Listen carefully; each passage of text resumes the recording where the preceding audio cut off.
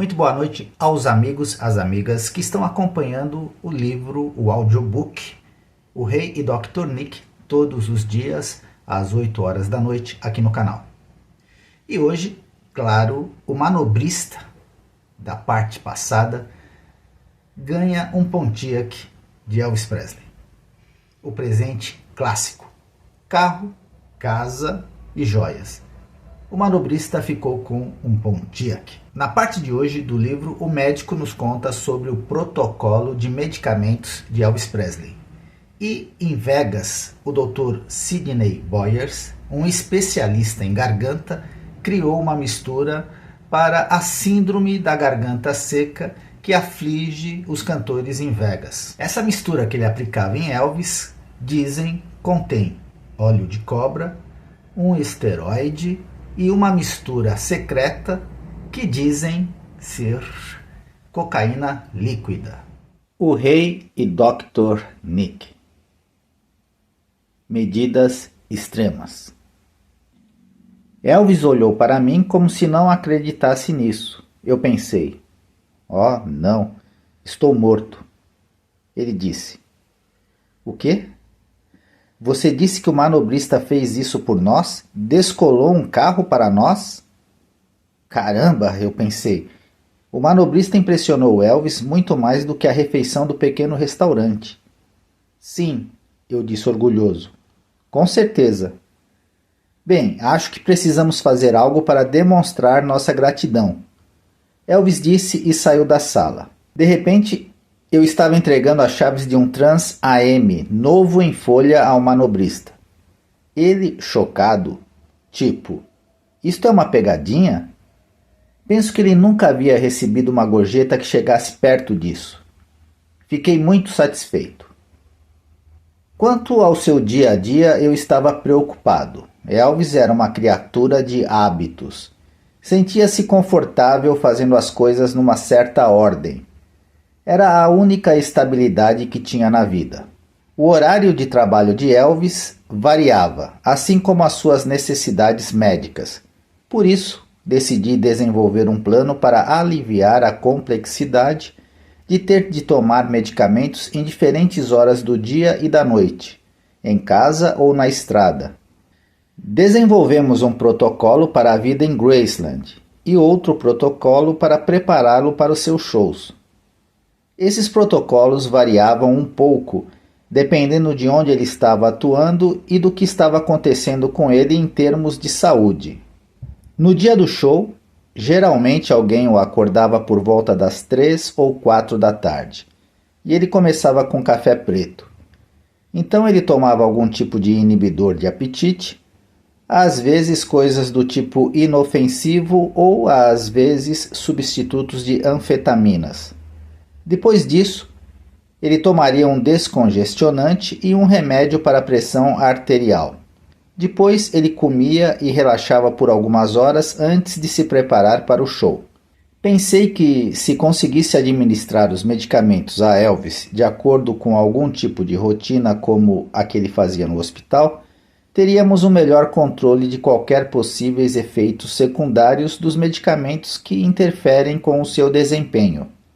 Suas noites e dias eram confusos, mas ele ainda precisava tomar remédios e vitaminas regularmente, espaçados entre tudo o que precisava fazer para se preparar para uma apresentação. Isso variou de antiácidos a colírios. Eu tinha uma certa filosofia em relação à administração de medicamentos. Eu prescreveria a dose mais baixa possível para poder ajustar as doses com mais facilidade e levar o medicamento até onde fosse necessário, em vez de levá-lo à toxicidade, o ponto em que uma pessoa poderia ficar doente por causa do medicamento. Mais tarde, as empresas farmacêuticas começaram a fazer isso, colocar 2 ou 3 medicamentos em pequenas doses numa cápsula. Eles não faziam muito isso na época de Elvis.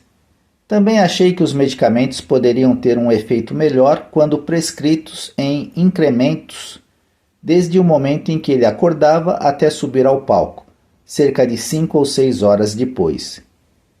Depois que ele se preparasse para a turnê, Eu daria a ele uma injeção de vitamina B12. Elvis tinha a convicção que a B12 o ajudava. Essa era uma terapia popular nos anos 70, então ele tinha lido muito sobre os benefícios dessas injeções. Elas fornecem um aumento de energia, mas também aumentam o apetite. Então ele precisava ser lembrado disso. Se ele tivesse alguma congestão, dependendo da localização e do quão problemática fosse, eu decidiria se lhe daria um antihistâmico ou um placebo. Eu teria que dar a ele algo para congestionamento porque ele tinha medo de entupir. Sem aquilo, essa era uma de suas fobias. Havia muitas coisas acontecendo com os olhos de Elvis. Ele continuou pegando conjuntivite por causa da tintura usada na coloração de seu cabelo. Elvis sempre adorou cabelo preto e, como era prematuramente grisalho, pintava-o regularmente. Ele também tinha as sobrancelhas e os cílios tingidos de preto, e a tinta irritava seus olhos quando ele suava. Na verdade, originalmente o propósito de Elvis usar os lenços no pescoço era para poder enxugar a testa para evitar que a transpiração caísse nos olhos. Depois que as mulheres viram um lenço tocar seu rosto, elas só precisaram de um, e começou sua tradição de jogar lenços para os fãs. Nos últimos anos, ele desenvolveu fotofobia devido às luzes fortes. Fotofobia é uma sensibilidade excessiva à luz, podendo até desencadear sensação dolorosa com dificuldade para manter os olhos abertos quando ocorre exposição à luz. Mesmo sem dor, pode existir dificuldade em manter os olhos abertos em ambientes claros ou iluminados com luz solar ou artificial. Costumava colocar anestesia local em seus olhos. Como a anestesia não durava muito, pensei que fosse apenas algum problema psicológico, mas administramos. Isso evitou que Elvis tivesse que esfregar os olhos durante uma apresentação, quando o suor excessivo entrava em seus olhos e os irritava. Eu estava disposto a adaptá-lo com qualquer coisa que não o machucasse. Eu aprendi da maneira mais difícil que tinha que escolher minhas batalhas. Ele desenvolveu a rotina de tomar uma injeção para a voz enquanto estava em Las Vegas, onde o clima é muito seco. O Dr. Sidney Boyers, especialista em garganta, desenvolveu uma mistura secreta, uma combinação de 3 ou 4 ervas diferentes. Alguns dizem que era óleo de cobra, um esteroide e um ingrediente secreto. Dizem que era cocaína líquida. Não consegui encontrar nenhuma justificação médica para isso, mas Elvis jurou que ajudava. Houve momentos em que sua garganta parecia excepcionalmente seca, e ele queria que pegássemos a mistura líquida nos frascos que usamos para as injeções e aplicássemos em gotas diretamente em suas cordas vocais. Não importava como estava sua garganta antes de subir ao palco. Ele achava que um tratamento evitaria que algo ruim acontecesse. De todas as suas fobias, seu principal medo era ter a voz embargada ou não conseguir projetar tão bem quanto deveria. Descongestionantes e B12 administrados como injeções também eram rotina para ele. Elvis achava que para que algo fosse mais eficaz, tinha que ser dado de uma só vez. Por isso, tivemos dificuldades em evitar dar a Elvis os seus medicamentos em injeções, especialmente na estrada, onde os seus medicamentos precisavam de ação rápida. Pelo que ouvi, sempre que Elvis tomava uma injeção, as pessoas ao nosso redor pensavam que era algum tipo de efeito estimulante, uma anfetamina, tranquilizante, um sedativo ou analgésico, um narcótico. Isso simplesmente não era verdade. Depois que chegávamos aos bastidores, cerca de 4 ou 5 minutos antes dele começar, aplicava o colírio. A avaliação da condição de Elvis após o show era mais difícil.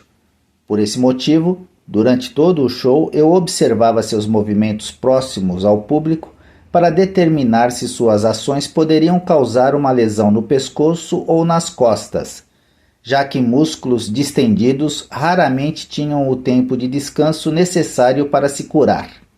Havia algumas músicas como Poke Saledene que eu poderia dizer, pela maneira como ele se movia quando as cantava, se ele havia sofrido uma lesão. Eu não queria que Elvis saísse do palco e me convencesse que ele precisava de algo para a dor, quando na verdade não precisava. Quando avaliava sua dor como moderada a alta, aplicava uma injeção diluída de Dylore. A hidromorfona, também conhecida como dihidromorfinona e vendida sob o nome comercial de Dylore, entre outros, é um opioide utilizado no tratamento de dores moderadas a fortes. Usualmente, o uso a longo prazo é recomendado apenas para dores causadas por câncer. Eu precisava de uma medicação que fosse de ação rápida para a dor, porque muitas vezes ele teria que voltar ao palco em poucas horas. Codifiquei 2 dosagens diferentes de Dylore, que misturei com B12 ou solução salina para poder dar a ele a menor dose possível. Um alto nível de dor pode causar um aumento na pressão arterial, o que pode ser especialmente perigoso pela forma como Elvis se esforçava. Tive que julgar de situação para situação o que era melhor. Assim que implementamos o protocolo, alguns dos seus assessores me disseram que Elvis ia a outros médicos para obter medicamentos que eu não lhe daria. Se eu ia ser o seu médico principal, ele seria minha responsabilidade, então seria eu o médico a cuidar dele. É uma cortesia profissional quando um médico trata os pacientes de outro médico. Que esse médico tenha a responsabilidade de ligar para o médico principal e dizer o que está fazendo. Quando descobri quem eram os médicos e liguei para eles, eles ficaram envergonhados com o que tinham feito. Elvis tinha o direito de escolher os médicos que quisesse, mas, se eu fosse tratá-lo, precisava saber o que os outros médicos estavam administrando, se é que havia algum. Eu precisava ter as informações disponíveis para determinar se algo que eu havia dado a ele estava causando uma reação ou um efeito colateral específico, ou se era de alguma outra substância que ele estava tomando. Muitas vezes as pessoas não se dão conta do quão perigosas algumas vitaminas e nutrientes podem ser quando combinados com certos medicamentos. Tentei solicitar diariamente a total cooperação daqueles que eram mais próximos de Elvis para identificar que medicamentos ou suplementos ele poderia estar recebendo de outros médicos. Os episódios que as pessoas descreveram durante os quais ele foi obviamente mais afetado pelas drogas sempre pareciam acontecer em Palm Springs, Las Vegas ou Los Angeles. Se eu tivesse visto Elvis durante essas situações relatadas, poderia ter avaliado melhor o que estava acontecendo naquele momento. Tive que formar uma opinião com base no que foi descrito por apenas algumas pessoas que me trouxeram informações sobre o que tinham visto. Aqueles que expressaram sua preocupação por ele já estavam de acordo com o programa elaborado para o controle de medicamentos que eu não havia prescrito. Alguns dos caras de Elvis foram mais difíceis de convencer. Tentei explicar detalhadamente, da forma mais lógica possível, a todos os envolvidos que, se não controlássemos a situação, isso afetaria não só Elvis, mas também os seus empregos. Se Elvis não funcionasse, eles também não funcionariam. Eles finalmente entenderam a questão. Tive de usar uma abordagem mais forte com as poucas pessoas que trabalhavam para Elvis e que abusavam de álcool, maconha e drogas ilícitas nas horas vagas. Elvis os teria despedido imediatamente se tivesse visto provas do uso de drogas enquanto trabalhavam. Eles pensavam que estavam usando às escondidas. Os usuários sempre pensam que ninguém mais sabe. Era uma corda bamba. Queria transmitir o meu ponto de vista de uma forma que impedisse que estas pessoas corressem até Elvis e me deletassem. Havia alguns caras que estavam continuamente fofocando.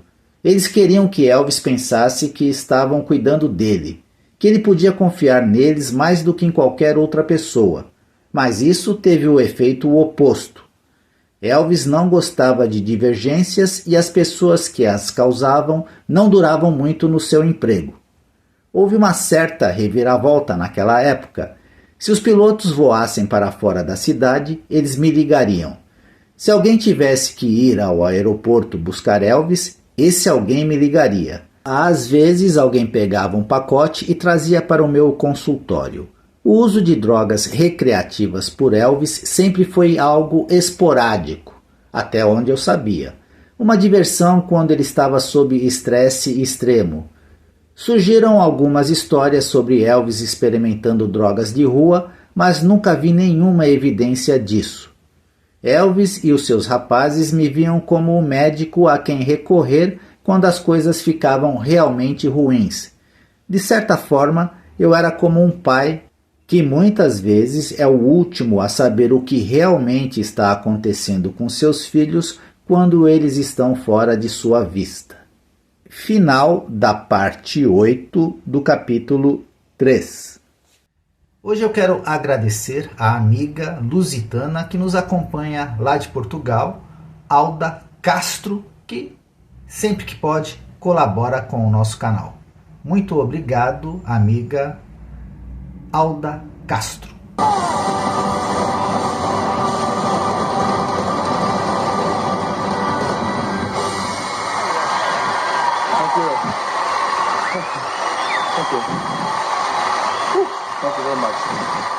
Eu volto às 8 horas da noite com mais dessa história. Elvis para sempre.